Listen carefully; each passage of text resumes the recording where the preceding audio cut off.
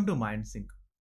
MindSync is a professional organization providing compliance, consulting, advisory, and BIS certification services. Without beating around the bush, we'll directly come to the point. Let's explore a topic that's been making waves in the fasteners industry. From the time BIS is made mandatory for fasteners, it is regarding the quality control order of bolts, nuts, and fasteners. We have came up with this discussion as we are flooded with queries on confusions arising out of this QCO. We have compiled all the major questions for which companies have and are approaching us and are seeking answers for. So let's start. Here's what we will be covering in today's discussion. BIS overview, then introduction to the quality control order, then schemes of BIS and BIS process and the details about the available labs. Let's begin with an understanding of BIS. The Bureau of Indian Standard or BIS serves as a national body standards for the India under the Department of Consumer Affairs, Food and Public Distribution and Government of India. BIS is entrusted with the harmonious development of standardization, marking and quality certification of goods. Now let's dive into the bolts, nuts and fasteners quality control order of 2023. Let's begin with exploring the mandatory products covered under this QCO. This includes a wide range of products such as hexagonal head bolts, hex nuts, hex screws, tower bolts, flush bolts, and more. If you're unsure about which product applies to you, our dedicated team at MindSync is here to assist.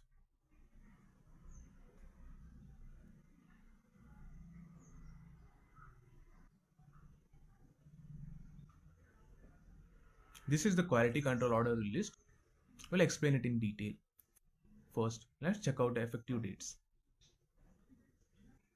which varies depending on the size of your organization. For large and medium enterprises, the quality control order is already effective from 21st January 2024.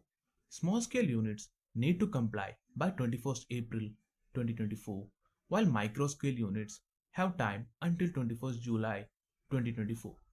Now, you might be wondering how to determine which category your organization falls into. Here's a breakdown. Micro units whose annual turnover is less than 5 crore. Small units whose annual turnover is between 5 crore to 50 crore. Medium units annual turnover between 50 crore to 250 crore. And large units whose annual turnover is above 250 crores. To understand BIS better, let's understand its major schemes. There are 5 key schemes. ISI marking scheme. The quality control order falls under this scheme. And next is compulsory registration scheme, certificate of conformity, scheme 10, jeweler registration. Now let's explore the BIS process. Firstly, you need to choose between the simplified procedure or normal procedure. Then there's documentation submission to BIS, followed by review and submission. Next, a factory audit is conducted by a BIS officer regardless of the factory location. Finally, there's the grant of license and any further renewal or inclusion. Now let's go through the certification process. There are two options, normal procedure and simplified procedure.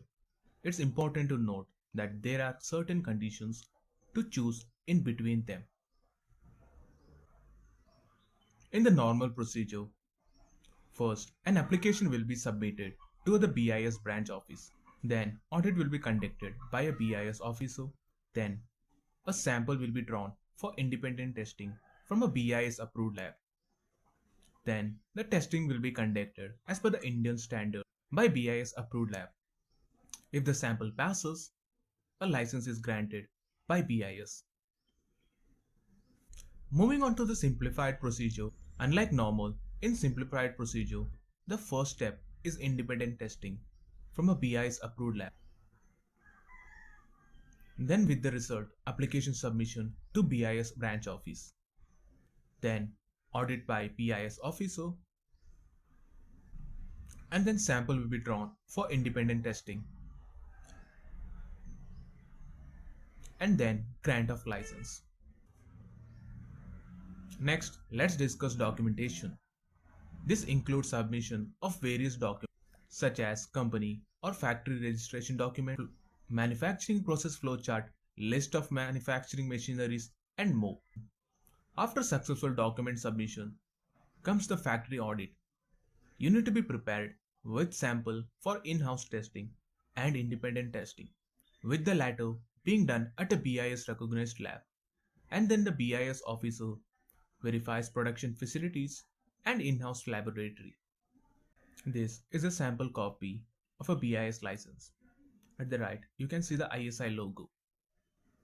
Regarding renewal and inclusion, the initial validity period of the license is 1 year. It can be renewed for further period of 1 to 5 years. We have listed below the important points that you need to note. Moving forward to the fee structure, it includes application fee, annual licensing fee, minimum marking fee, and testing fee. The approximate total for pre-testing is around 15,000 rupees, and post-BIS audit sample testing will also cost around 15,000. These are the applicable marking fee. It varies depending upon your size of the organization. Also note, these are the minimum marking fee. It may even go higher as your production capacity. Now, let's address some major questions we are frequently asked. Question 1. Possibility of extension? As of now, no extension order was released despite the panic following the deadline of large enterprises on January 21st. While there's no official word, based on our interactions with the industry experts, there might be a chance of extension. Second question. What happens after 21st January 2024? Without an extension order, companies can't sell their products in the market. Without ISI marking, selling without the BIS mark will attract penalties. Coming to the third question, what happens to the imported stock in the warehouse after January 21st, 2024?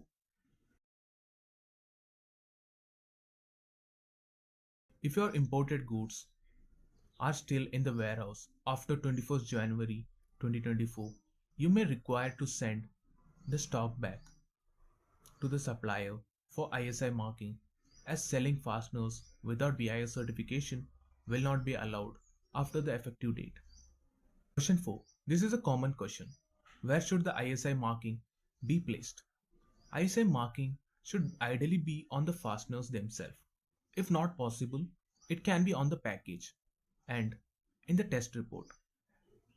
Question 5. Implementation of 2023 version. Let me explain this question. Okay, let's take an example of IS 1364 Part 1 2018. Now, with the release of the 2023 version, you need to get registered under the latest version. If you're already registered under the 2018 version, then you need to submit additional documents like test reports and other documents as mentioned in the 2023 version to shift to the latest version. Question 6. Is a NOC required for importing even if fasteners do not fall under BIS QCO? Yes, an NOC or a non-objection certificate from the line ministry is required for smooth custom clearances even if fasteners don't fall under the BIS quality control order. Question 7. Does each consignment require a separate NOC? If the product description matches in the NOC and invoice, the same NOC will work for each consignment. In case of addition of products in the invoice, separate NOC needs to be taken. Question 8. How can you determine the IS category they fall under? Okay, it's crucial to identify the right standard for certification. If you find it difficult, our dedicated team at MindSync is here to assist you in determining the appropriate IS number with a confirmation from the BIS. Question 9. Under which category will foreign manufacturer fall? Large, medium, small, or micro? The categorization is designed to support domestic manufacturers, and no such privilege will be entitled by foreign manufacturers. So, foreign manufacturers will fall under the large organization category. Question 10. Are traders eligible to apply BIS? Traders cannot directly apply for BIS certification as it's typically provided to manufacturers. However, there is a way which we will discuss in the next question. And the next question is it possible for a trader to place their brand name on another manufacturer's product that has BIS certification? Certainly. It is indeed possible for brands to affix their brand name or another manufacturer's product that has BIS certification. However, there are specific conditions that need to be fulfilled. To gain a comprehensive understanding of the entire process, please don't hesitate to contact our team. They will provide detailed explanation and guide you through each step. Question 12. What is the procedure for FMCS or Foreign Manufacturer Certification Scheme? Firstly, you need to prepare documentation and file a physical application at BIS Delhi. Then, a BIS officer will inspect the factory, who will be visiting the factory abroad. Next, samples will be taken. Next, samples will be tested in a BIS approved lab in India. If the sample passes, the certificate will be granted. Moving to the question 13, which procedure should be applied, normal or simplified? The normal procedure typically takes around 3 months, while the simplified process takes around 30 to 45 days. In the simplified procedure, the company needs to test their sample from a BIS approved lab and then file an application with the result. In the normal procedure, the application is filed first, followed by testing. Question 14. What is the ongoing confusion in the industry? There's a significant amount of confusion prevailing within the industry, primarily stemming from the lack of clarity in the quality control order. And one such confusion is regarding the measurement of threads in inches. The 15th question is regarding the same. Does BIS apply to inch fasteners? As of now, inch fasteners are not mandatory under the BIS. In the case of importing fasteners where processing is carried out by 3 different entities, first by the manufacturer, then by a subcontractor, and finally packed by a packer who is responsible for obtaining BIS certification. This is a crucial question and often confuses people. Let's clarify with an example. Imagine a scenario where a manufacturer in Germany performs some processes on the fasteners and then these fasteners are sent to a subcontractor in France for additional processing before returning to Germany. Finally, the manufacturer sends to a packer in Russia, who then sends them back to the original manufacturer in Germany. Despite the involvement of multiple companies and countries in the processing chain, it's important to note that BIS certification must be obtained by the original manufacturer in Germany.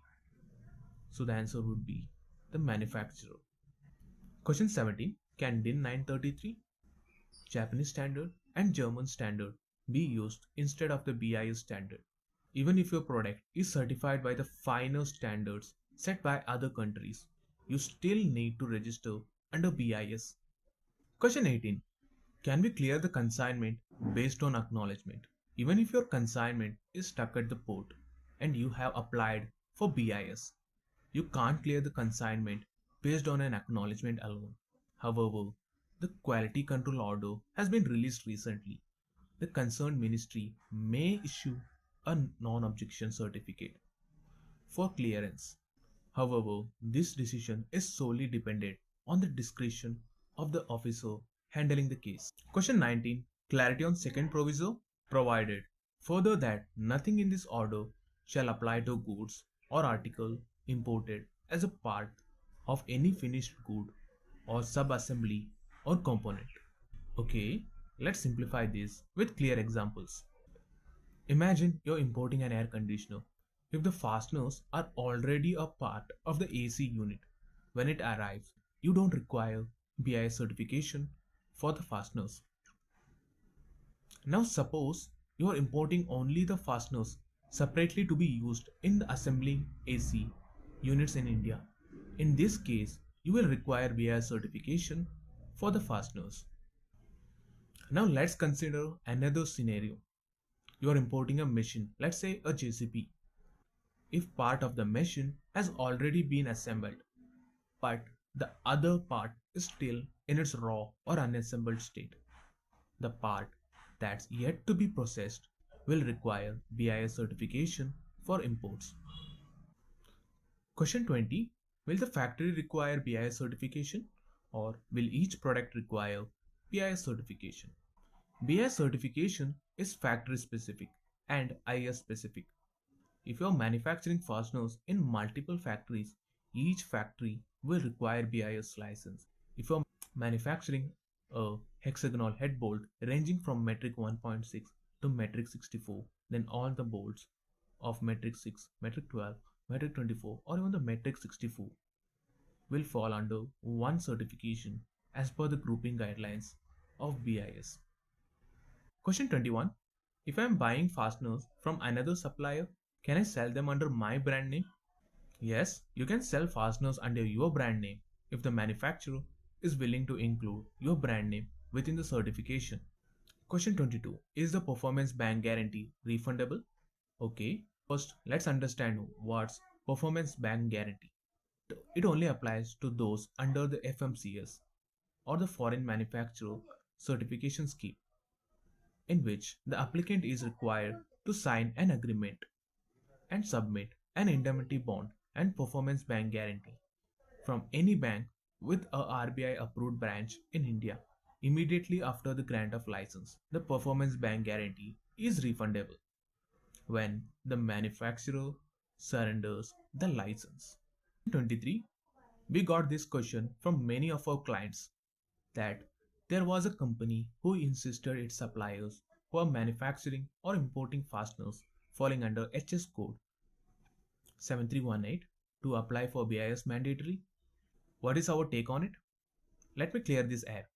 HS code 7318 covers multiple products like almost all type of fasteners, all of which are not covered under mandatory BIS.